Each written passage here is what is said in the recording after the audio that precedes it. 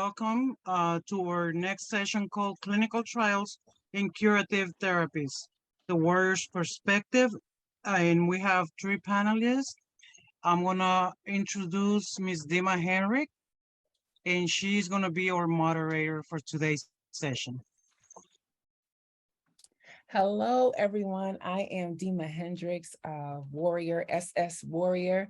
Thank you for joining us today on this informative, it's very special conversation. We have quite a few panelists here today. Can I have each one introduce themselves? Let's start with Genesis. Yes, my name is Genesis Jones. I am an SS Warrior in post-transplant. Post-transplant. All right. Who else do we have here today? Okay, can you introduce yourself, please? Hi, good afternoon, everyone. My name is Kadeen Robinson. I'm an SS Warrior. I'll be 7 years post-transplant this September 11th. Oh, wow, that's awesome. So we have perspectives of individuals who went and succeeded and are post-transplant, and we're going to talk about that.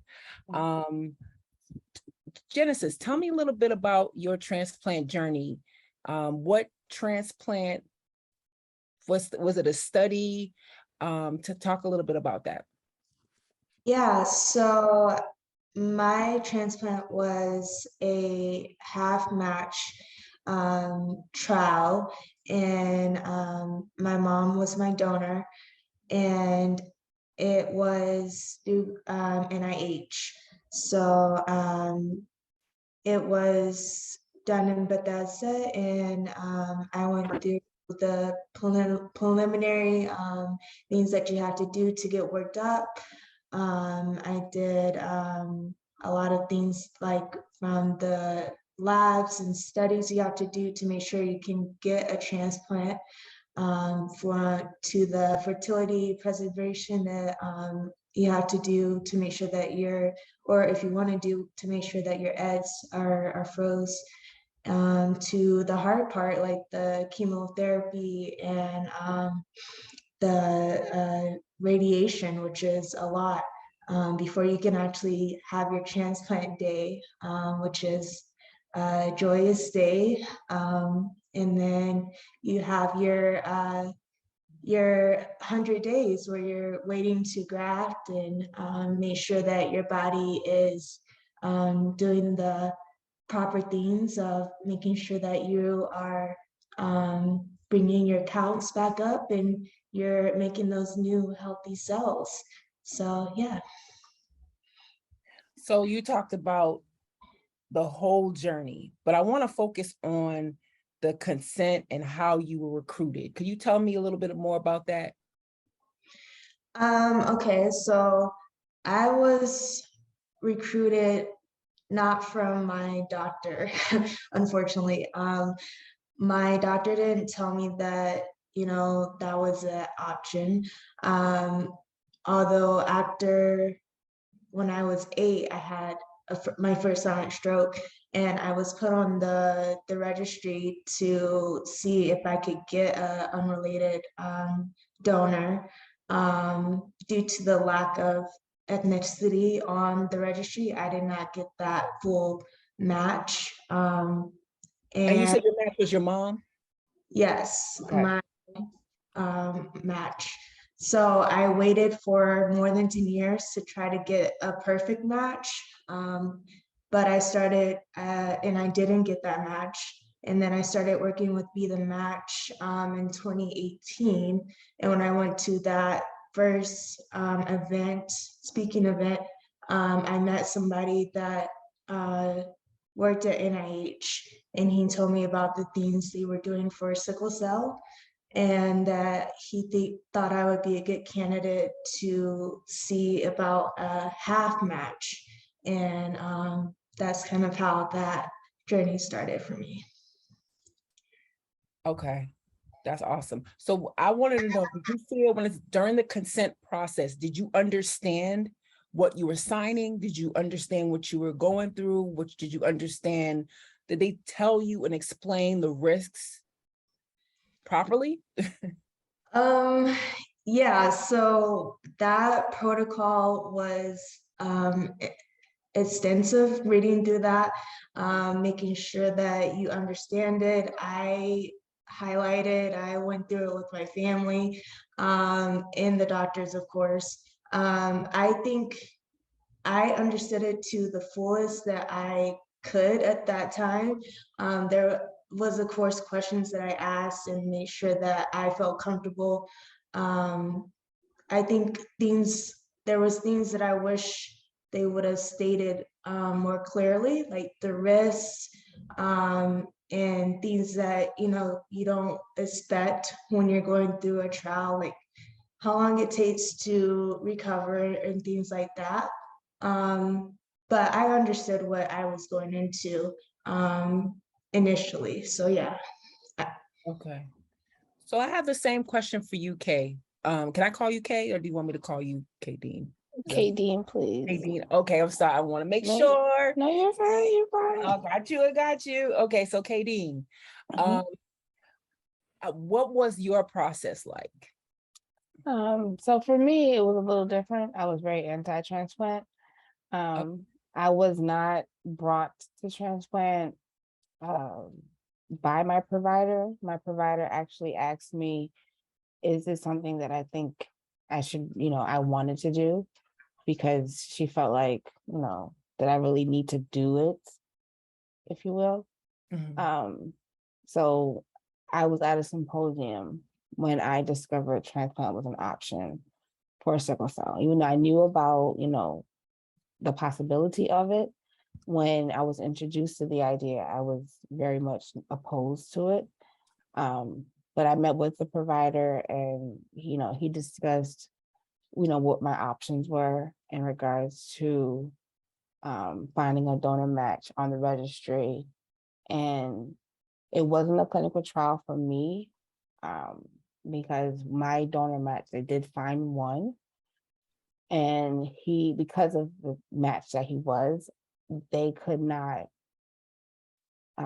publish my results, regardless of whether they were good or bad, because he wasn't within the criteria that they were looking for. So the trial or the study that I was following, my donor had to be a 9 out of 10 or a 10 out of 10 donor match, and my donor is an 8 out of 10. So I did find an unrelated donor within the registry. And for the most part, unlike, Genesis explained having to do chemo radiation, I only had to do chemo. But I did understand the risks that were involved because I had a lot of questions that I asked my provider leading up to transplant and, our initial meeting. So we spent about 45 minutes to an hour just going through every single question that I had. And my doctor was very open and honest. So I knew going into it what the risks were, what could possibly happen. I asked questions like, if my transplant didn't take, would my sickle cell be worse? And he, of course, gave me the most honest answer ever and said, yes, it probably would be, because going through transplant and chemo and all of that, your body, if it did reject the graft, my donor, I then would revert back to having sickle cell. And what I had gone through, having, gone through chemo and all of that, my body would probably be worse than when I first went into transplant. But luckily, by the grace of God, I didn't have that issue. However, my transplant experience was very difficult because I did not know how sick I was going into it. So although, he reassured me, my provider, and gave me all the answers to my questions, I did not know what transplant my outcome was going to be because I was not prepared for what my body had gone through before I even started transplant. So Katie, you mentioned a couple of things I want to go back to. You mentioned being against transplants. Oh, yes.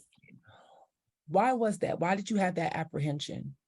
At the time, I was 26, and so we're 25, and so I felt like, I knew I'm an adult. I know about transplant. I knew about sickle cell. I knew what it was to be an adult living with this disease. Look at me walking like an old person. I knew what it was like to be a person living with sickle cell, an adult living with sickle cell. And the idea of you promising this cure that I know it's not readily available to everyone seemed far-fetched. I didn't want to believe it.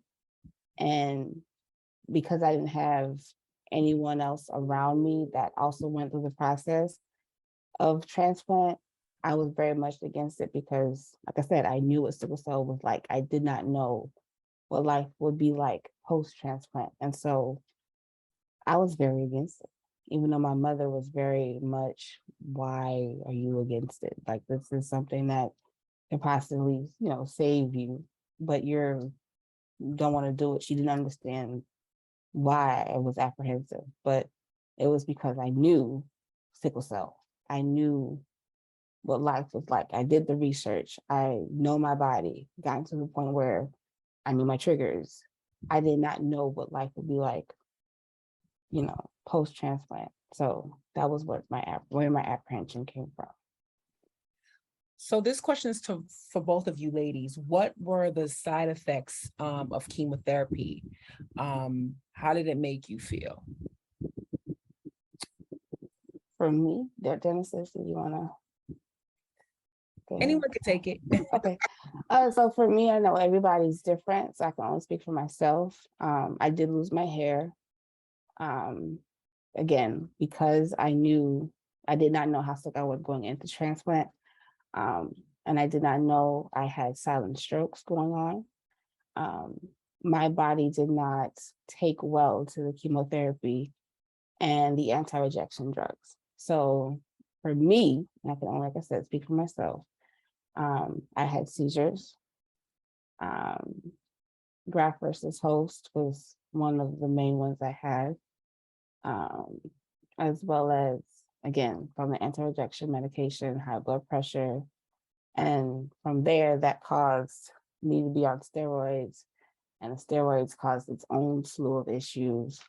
But for the most part, the biggest side effects was the seizures, graft versus host, as well as having to deal with secondary issues from the other medications that I was on.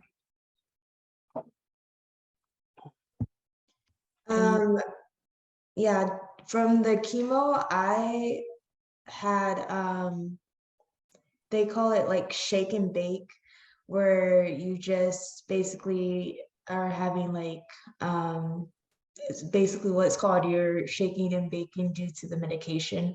It's a side effect from the chemo itself. But they give you medications to try to help suppress it, as well as just the nausea, the exhaustion or fatigue, just feeling like you don't want to do anything. I mean, that I was kind of used to do from having sickle cell, but I mean, it's just like overload, like it's more than what, like, it's just, I felt like there was like a heavier weight of what I was used to when I was with the sickle cell from the chemo.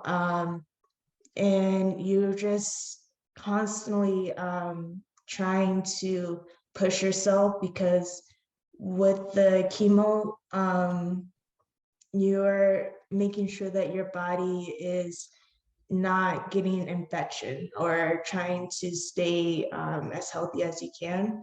So those are things that I remember. And I don't know if this was like from the chemo, but like my body shed, like my whole body. I lost my hair, I lost my skin, and those were like the main things that I experienced.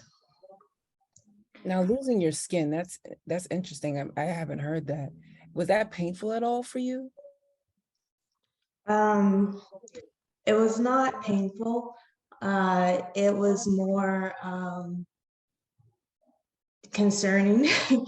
I think that was one of the hardest things when you're shedding your skin and your body is already immune suppressed. It was hard. And then it took a while for my body to also like regrow that skin. So it's a process. Well, thank you ladies for sharing. I was particularly interested in this topic because I also went through the process of a stem cell transplant, and it was a part of a study. And unfortunately, I had so many things wrong with me. Iron overload, I had blood clots all in my body. I had I had to have open heart surgery to take out one of the blood clots. So, and I was politely excused from the study, and I couldn't, get as far as you were. And I was about 2 days before chemotherapy, sadly. So this is something that, like, I know the process before, but I never get to know, life after the disease. So could you guys share with me what it's like now, post-transplant, and how you're feeling? Yeah. Uh,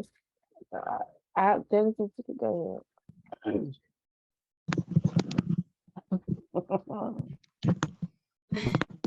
Yeah, post transplant is it's good. It's hard to still get in the mindset of being essentially cured.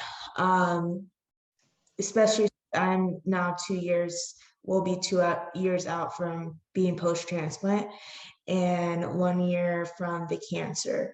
So my body's still healing. I still have the chronic pain that doesn't go away from having sickle cell for over 20 years. So I think it's more of knowing that I'm not in the hospital every weekend, or knowing that I haven't had a crisis since my transplant, and just knowing that I can do more post-transplant, and I'm living a more it's more expounded life that I was hoping for pre-transplant, which is a blessing. So I'm just grateful. I'm looking forward to how I'll feel like Kay is further out, and just seeing how I'll be able to get further along as I continue to heal. So Genesis, you skipped past something. You said the cancer, and someone in the comments said, wait, the cancer. So did you develop cancer after the transplant? What happened there? Yeah.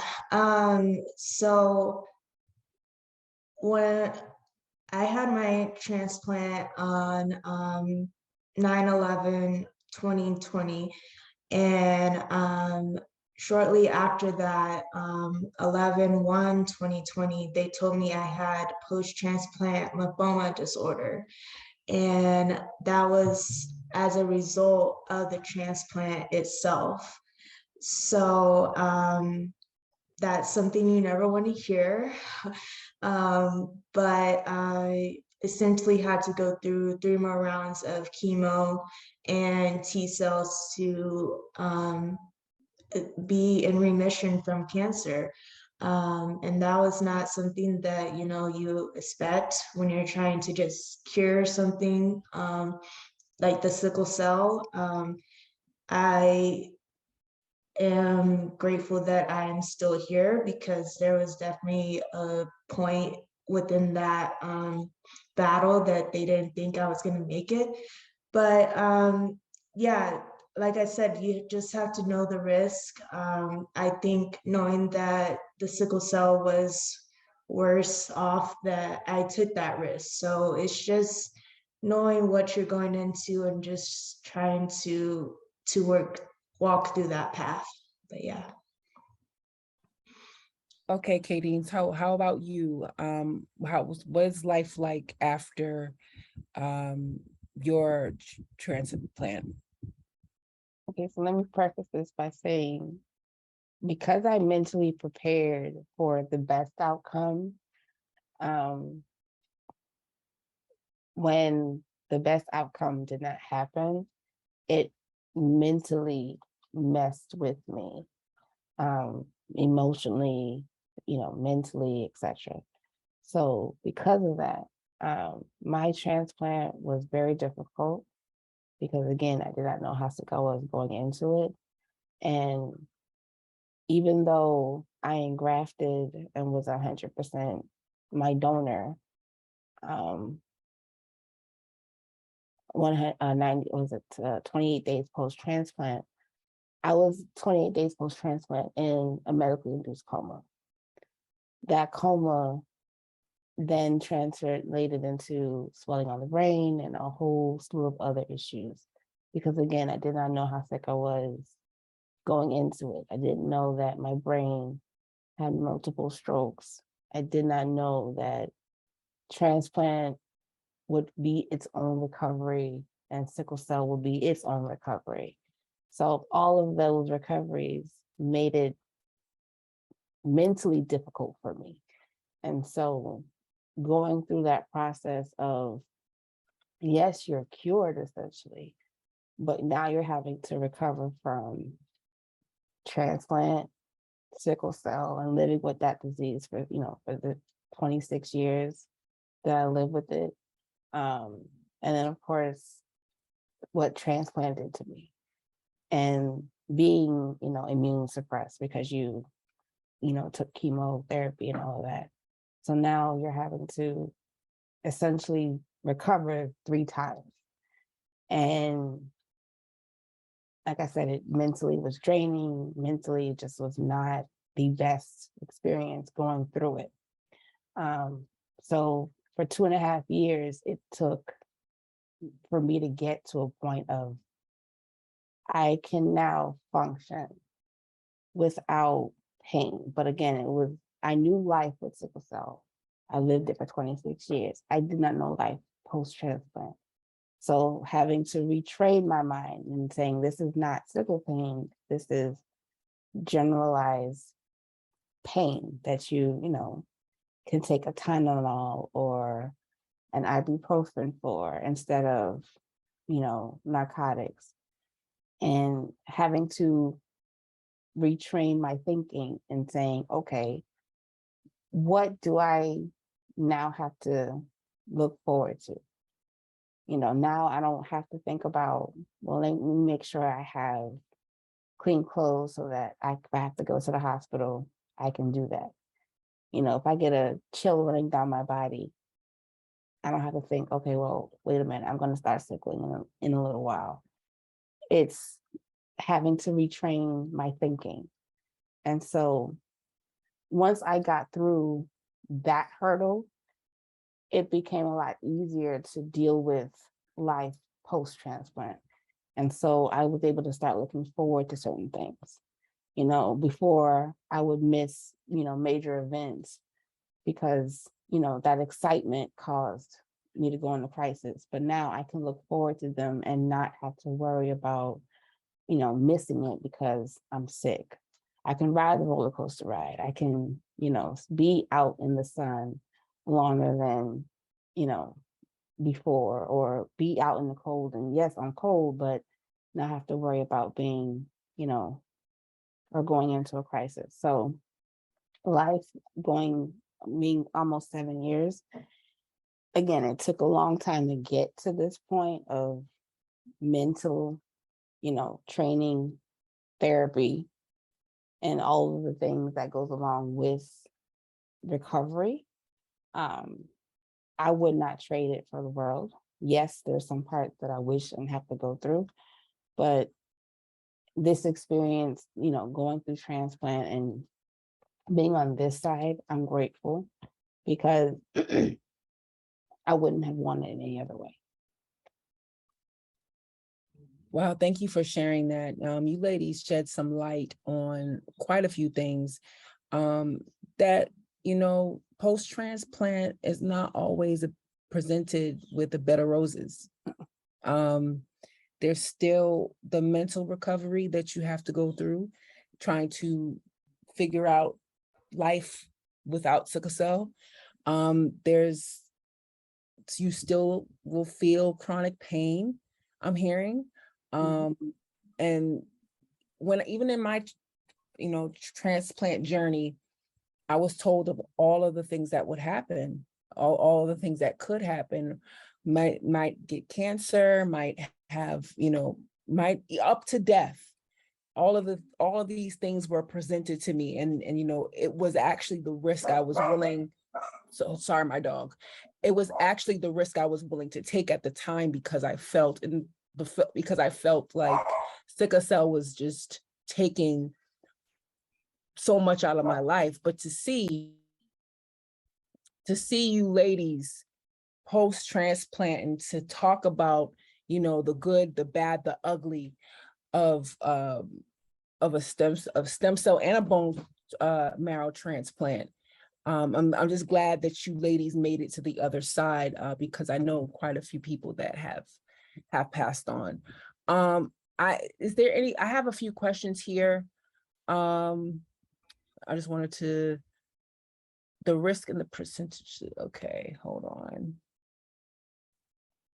So were you ladies during your transplant journey, were you ladies aware of the risks, or were you told of the risk prior?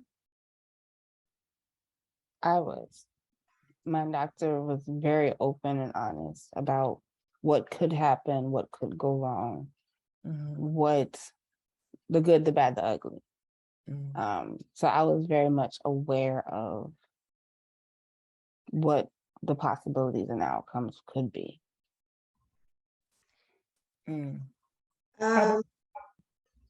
I think I was aware, they have a nice little protocol sheet, but I think they try to, sugarcoat what the things that could go wrong. Like they don't try to really highlight these are the risks, and you should really think about that because I was like, I wouldn't have been as surprised when they would have come back and told me, oh, you have cancer. If I would have, like, I guess, been a little bit more like prompted that these are the risks, I think they just kind of like sweep it under the rug, like when I was told about all the things could go wrong. So this question is for both of you. Dominique, thank you so much. What is the one thing that you wish you knew before doing the transplant?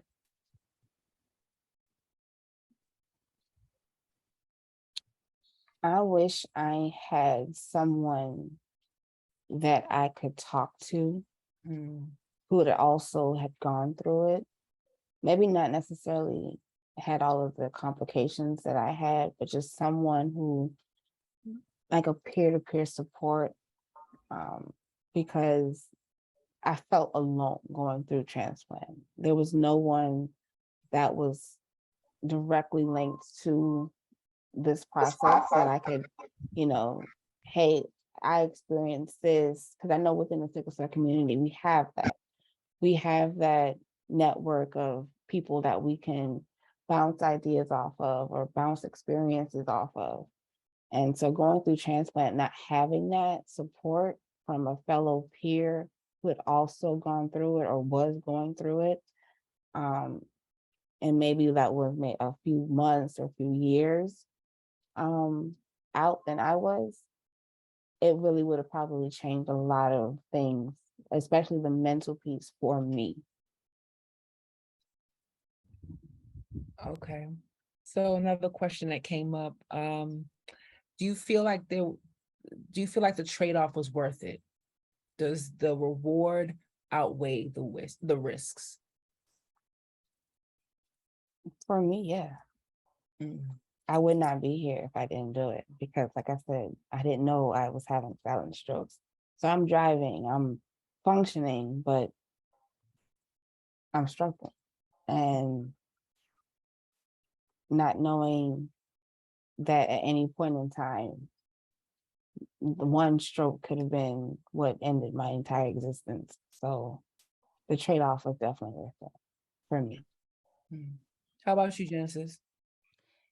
Yeah, I agree. The trade-off was definitely worth it. Like I said, I haven't had a pain crisis post-transplant. And I was I didn't remember a week where I was not in the hospital due to a crisis before transplant. So was definitely worth it for me. So our wonderful Maria Rivera has a great question here. It taps on one of my favorite subjects, mental health. Did you guys receive any type of mental health support for sickle cell patients going through the clinical trials or going through the bone marrow transplant before or after the procedure?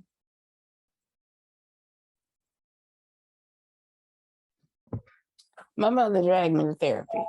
She was back because I was very depressed because I was, okay, so my provider told me the recovery will take 6 months to a year. So I mentally prepared for that 6 months. I did not prepare for the outcome of what went wrong. So when I was 6 months out and I'm just as sick, if not worse than before transplant, I lost it for the most part. So when my mother saw that and my providers, I'm pissed off at them, excuse my language, but was peeled with them and peeled with my mother because she was the one who, in my mind, if it wasn't for her, I wouldn't have be in this predicament. So she literally dragged me to a therapist and I sat in the lady's office and my mother did majority of the talking and I was just, didn't want to be there. So that mental health piece is very much important. But before it was suggested by my providers, but it wasn't necessarily a part of it, if you will.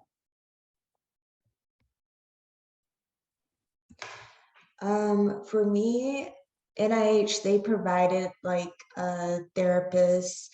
They did like a pre-counsel visit before I started to make sure I was like in the right psyche before I started. And then that same therapist followed me throughout my transplant journey, which was very helpful to have somebody there to talk through everything, the good, the bad, and the ugly. But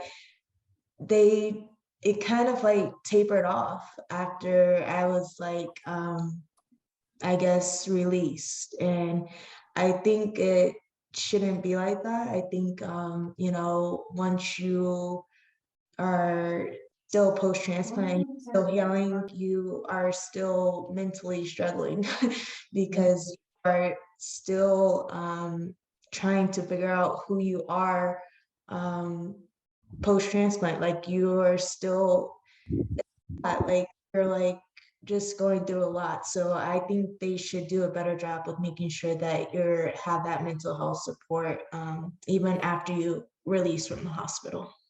I absolutely agree with that statement. Here's why. I say that because when I was recruited for my stem cell study, they had all of the things, meaning they had the investigator, they had the hematologist, they had a circle of care, they had therapist, social worker, CHW, they had everybody. There was about, I want to say 45 to 50 people on my team just to make sure I was okay. I had a liaison, all of the things. So when I was excused out of the study, I felt like, here's the thing, everyone that was in my study was getting cured. I was the first person to sign up, and like at the time, the only person not being able to get the full transplant. And I'm watching everyone that's going through it leaving out the hospital disease free. So the depression and the feeling lost, all of that was stuck with me. Even like I still have an issue with it. But after being excused out of the study, no one came to check on me and say, hey, Dima, how you doing? And so I really agree with that statement that there's no help for after. So yeah. There's a lot of questions, and so there's a lot of more statements here. But you ladies said that it was worth it. After what all you've been through, my question to you is, would you suggest another sickle cell warrior go down the same path?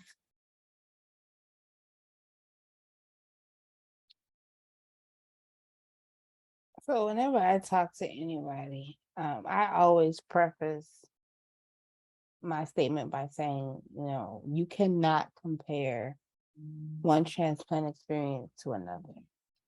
Like sickle cell patients, we're all like snowflakes. So I use the same with transplant. No two transplant experiences are going to be the same. I've now since met a woman who she did transplant, I think 3 or 4 years ago. And her transplant, for a lack of a better word, was a breeze, if you will. And when I see that, I'm like, okay, there truly is a difference, and you cannot compare the two. So when I tell people that, I then tell them what it's like to be on this side. Despite the depression, the anger, the frustration, the complications, the feelings of what did I put myself through. Once I got past that part of it all, and I know what it's like to be on this side, especially after learning my body and what it's like to live sickle cell free. That in and of itself was its own, mental roller coaster and learning curve that I had to figure out. But once I got through that side of it all, I'm like, okay, I want other individuals, other sickle cell warriors to feel what I feel right now. Yes, it's a roller coaster ride of emotions and feelings and your body going through its own,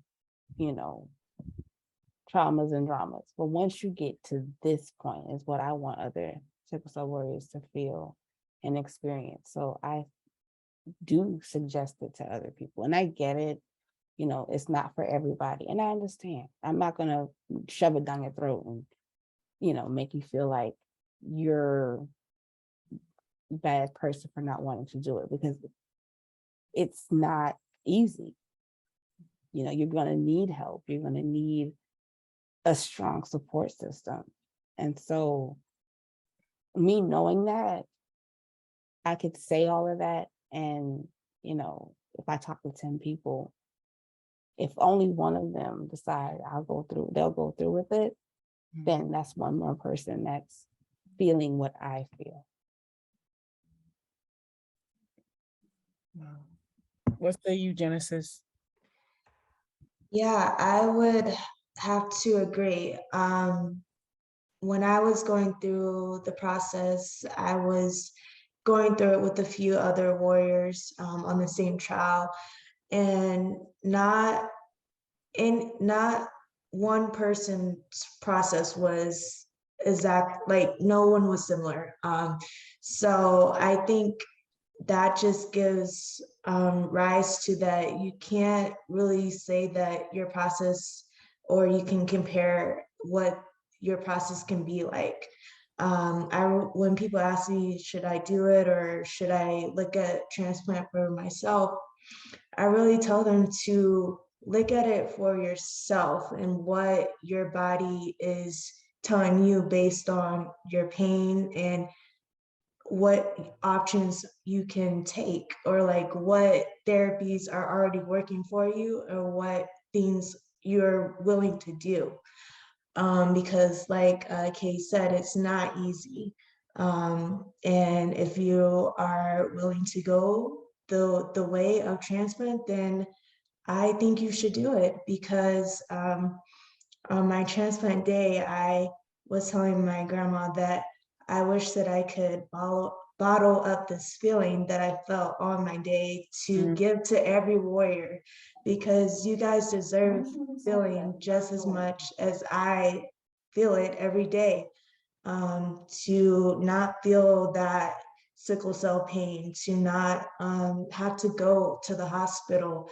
I mean, to just have your life back, because it's just it's a different type of life, and if transplant gives you that life back, I advocate it all the way. So yes. So I noticed Carla asked a question specifically for me. I'm going to answer it if you guys don't mind.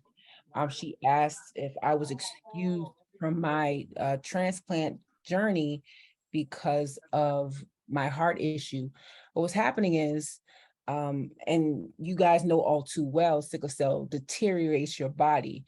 And so I had not only the blood clots in my heart, and one of the reasons why I had a blood clot in my heart was because I had a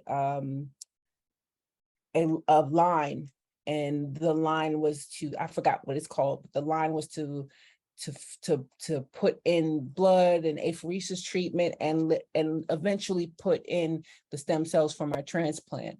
And that line was situated in the top of my right ventricle, but it went down a little too far. And at the end of it, there was a blood clot. And I also had an infection. So there was that. There was the iron overload that I've had over the 30 plus years of my life. There was the constant acute chest. I used to have acute chest every year. And this is pre-Oxbryta. Thank God for Oxbryta. I've had so many different things happen to me that my body it wouldn't take chemotherapy. And then right now, as I sit here, my my ferritin levels are still so high that I still won't even be considered for a transplant. So, and that goes to the next question. What are some of the precautions, the prerequisites that needs to be considered in a trial? So the thing is, the prerequisites can vary. So a lot of people with sickle cell disease that are asked to be, or that want to be in a clinical trial, their disease has to be like SS for some bone marrow transplants or stem cell transplants, or they have to have extenuating chronic pain or a severity of a specific severity of the disease. But then it can't be so severe where your body, it has to be like a balancing act. Yeah. You can't have too high of a ferritin level. You can't have something wrong with your lungs. You can't have a high risk of blood clots. It's really nuanced and balanced, and the investigators have to make sure and determine that the participant, either the study participant or bone marrow transplant participant, has a healthy balance before receiving chemotherapy. Before you guys continue, I wanted to let you know that this is an open conversation. So if anybody wants to make a comment or ask a question, please unmute. This is one of our community conversations that we do. And so while Dima is doing great at being the moderator, you're doing great. Being a moderator, I do want to let you Mhm. know, guys know that we do want to hear from you as well. So if there's a comment you want to make, Genesis and Kadeen are super vulnerable at this moment, and they have done some really, really great things. Like Genesis, we watched her entire journey on social media, and it was eye-opening for us. We were like, oh my goodness, she showed us the good, the bad, the ugly, but the most of all, she found her community. She found her place where she could talk about the transplant. And even Dr. Bailey, she has talked about, her good and her bad. And so I really want this to be a really good open conversation. I see that Ulysses has his hand raised. So Ulysses, just unmute and ask your question. Good afternoon, everyone. Can you guys hear me? Yes, we can. Okay. Hi, ladies. You guys are doing a great job, and thank you for sharing. Thank you for being vulnerable and telling us about, your journey. Um, Actually, it's the same question that I put on the chat. I would like to ask is, I have a friend that's going to transplant the process right now in Canada, and I would like to know what can I do to support that person. That's the first question, and the second question is, what would you have loved somebody to do for you when you were going through that process, whether you had it or you didn't have, but what would you have like or love for somebody to do for you? So I want to understand, what can I do to help the person going through that process. And because in Canada it's still like in the clinical trial phase, so Right. it's a lot of like, it's kind of like, for lack of better words, like a secret, like, people not talking about it that much, so it's staying inside of the clinic in a sense. So but because the person is going to be isolated for months because of the chemo process, etc. So I cannot visit the person, but I might be able to talk to her on the phone or whatever. So I'd like to know, what do I need to do to help anybody that I know that's gonna go through that process in terms of support, because support means so many things, but I don't have a good idea what the support could be. Can somebody answer that? Is that okay? Um, I know for myself, um, having friends that you can talk to. So I know you can't visit because he's immune compromised. He or she is immune compromised. But having that feeling of you're still here for me, you know, checking in as often as possible, being someone that you can, hey, let's FaceTime really quickly. I know you're probably not feeling it, well, or you're probably feeling nauseous, but having that distraction really helped, especially when I was having the good days. But you're in that room by yourself, you feel lonely, you have cabin fever, you can only talk to the nurses, but for so long. Um, so just having someone that you can really just talk to that could distract you from what you're dealing with and what you're going through in that moment is definitely something that you could do for your friend, because it helped me having you know a team of people that I could just say, hey, I'm a little bit lonely right now, can you just talk to me, just distract me from what I'm dealing with. So yeah, that would be my suggestion of how you can help. Oh, and food. We food. We love food. That's a thing. That is a thing. What about you, Genesis? Yeah, I agree. Being able to talk and have that distraction is key when you're just not having those good days. I loved receiving cards with like, either it's just goofy or just sentimental themes. That was really I still have those cards. Those meant a lot to me. And yeah, food is really good. I would be cautious about that though, because I remember only being able to eat certain things due to being immune compromised, but you can always just send a gift card or something like that. So yeah. Mhm. Great answer. Great question. Thank you, Ulysses. Anybody else? I see, oh, is this still Ulysses' hand up? Anybody else want to chime in and ask a question or make a comment? I will. I have a question. Mhm. Yes.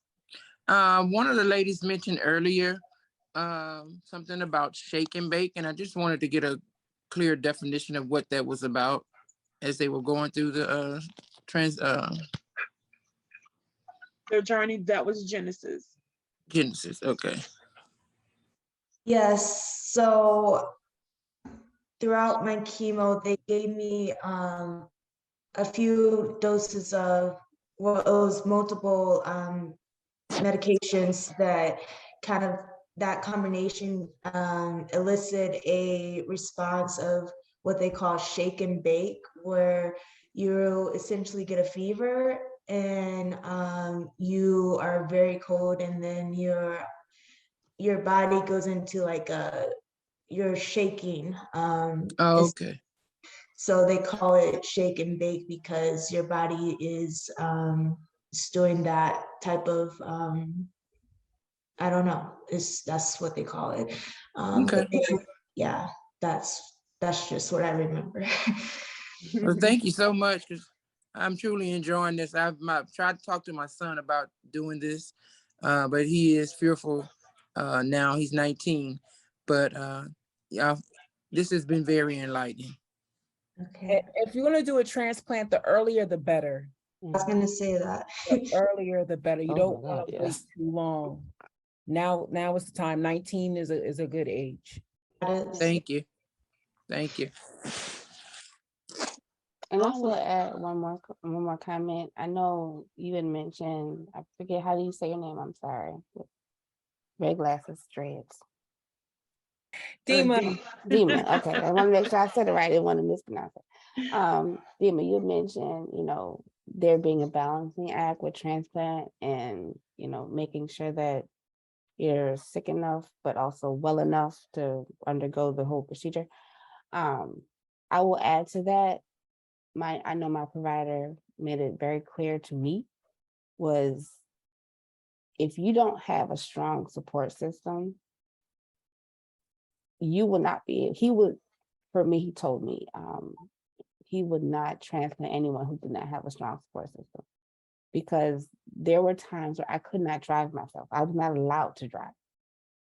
So me getting to treatment on a weekly basis, getting to the hospital, as often as I needed to go to the clinic and things of that nature, I could not physically do that by myself or at all. So I had to have my mom and family to do it for me. And so I know my provider was not going to transplant anyone who he felt like didn't have that strong support system. So if he saw a mother or father going in with their, with the patient, that's good, a good sign. But if it's like a friend or family, random friend or boyfriend or girlfriend, it's like, he'll ask more questions to figure out what your support system will look like. Because when you're in the trenches of this process, you need that person that's going to pick up the slack, who's going to cook for you, make sure that you ate, because there were days where I was not eating because I was so nauseous. And so having that person that's going to say, or people that's going to make sure you eat, make sure you've taken your meds, because all you want to do is sleep all day. And you feel so exhausted and fatigued, and you went, feel like you went to war and back. So having a strong support system is definitely something that you cannot do transplant without. Great point. Now there is two hands raised right now. The first hand that I saw, and we're going to take these two questions because we have 4 minutes left. And I wanted to make sure that I asked some questions to, because I know that Genesis has a project she's working on after transplant that I want her to talk about. But Rose, go ahead and unmute and let us know what your question is or comment. Hi, everyone. I is my question is for everyone on the panel, but specifically Ms. Dama. I live with SS, and I also have heart disease as well, and I also have lived with lupus as well. And I've been getting approached for, a lot of transplant research and things like that, by different researchers and things. So I wanted to know, I've been able to live, I'm 46, and I've been able to stay out of the hospital for almost 20 years, even though I have my chronic pain daily. I just wanted to know, like, was your trade-off, knowing everything that you're still going through as far as your heart and everything, was it worth it, if that makes sense? I don't know. I didn't go through, I wasn't able to go through the procedure because I was, kicked out. But I'm glad I'm still working on it mentally, but I'm kind of glad that things work the way it did. The Bible said all things work together according to, I'm sorry, I went biblical, my bad. But all things do work. And the purpose now, and then like after a year after the whole debacle, Oxbryta was on the market, and I was able to take Oxbryta. But before Oxbryta, Shamanica, nobody knew me because I was asleep all the time. Nobody knew me in the community. I was tired. I was sleeping all the time. So now, I'm taking Oxbryta. I'm active. I still have chronic pain, but now I'm 40, and I didn't think I'd make it. And God is good. And you said you were out of the hospital for 20 years. I'm only out at a 2-year window. So I would say keep going, keep rocking, keep doing your thing. I know you're getting approached, but make sure you consider all the costs.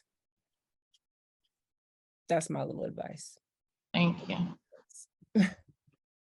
And then the last one was Ulysses. Thank you. I just wanted to know, when you went to the isolation piece, like, you cannot see, nobody can visit you, you cannot see nobody. How do you deal with because like there's a point where you're going to be depressed, right? So how do you deal with that? Myself, like living with sickle cell, like there's times that I spend like, more than a month in the hospital, like straight. Like I know how tough it is mentally. So, but I was able to get visitors. So in this perspective, I'm asking is like, how do you deal with the isolation piece when even if I want to, I cannot come to visit you? But how do I help you? How do I support you with you going to your depression? Because even though I can empathize, I can understand because I live some of that, but I'm not going to what you're going to. So how can I support you? For myself, I wasn't not allowed visitors. It was just you had to be extra cautious when you have a visitor, especially if you're in the hospital setting, and even when you're home. So when I was in my hospital room, I could be without my mask on, but my visitors had to be masked, and they had to, be gloved up, and sometimes they also had to wear a gown. But I could be because, I was in my room. Now, once I stepped outside of the room and I was in the hallway or just out of my personal space, I had to be gloved and masked, and they could wear, you know, they could be without one. So I don't know what the precautions are for your friend per se, but I know for during my experience, that was what it was like for me.